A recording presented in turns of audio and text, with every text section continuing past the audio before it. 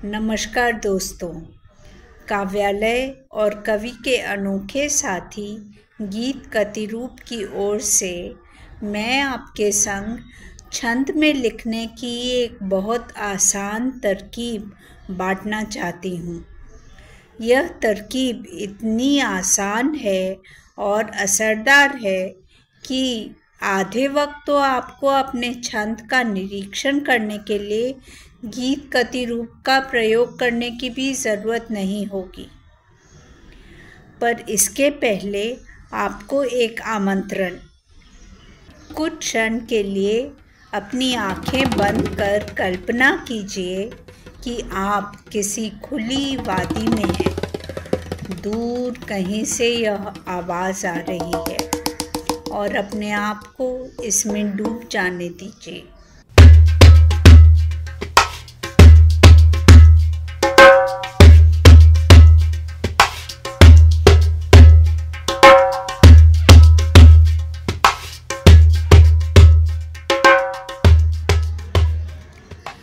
कैसा लगा?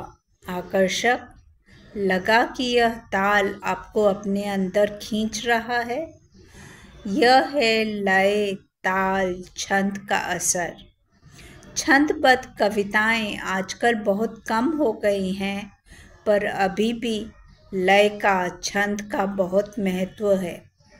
प्रकृति के हर जीव और निर्जीव तत्व में एक स्पंदन है, एक वाइब्रेशन। यह स्पंदन, यह ताल हमारी नैसर्गिक प्रवृत्ति है। It is a fundamental part of our nature.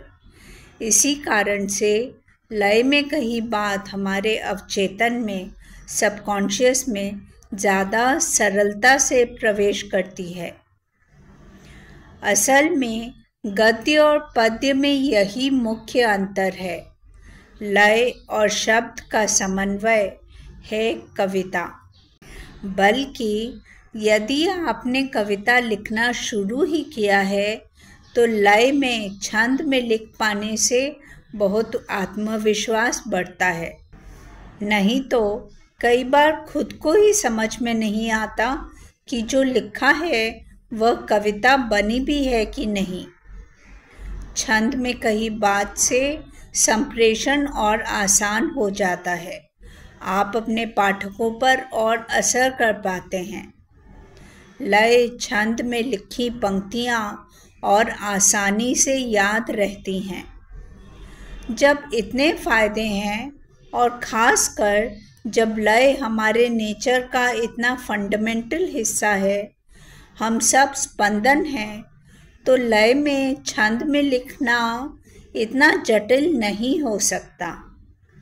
यहीं आती है वह आसान तरकीब जो मैं आपके संग अगले वीडियो में साझा करूँगी।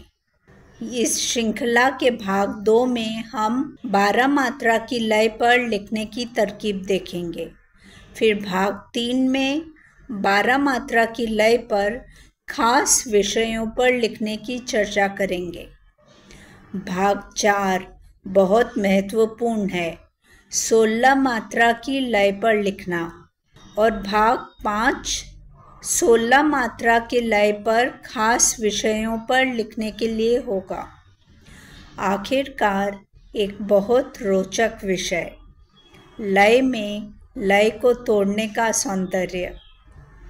तो मुलाकात होगी इस श्रृंखला के अगले वीडियो में। नमस्कार।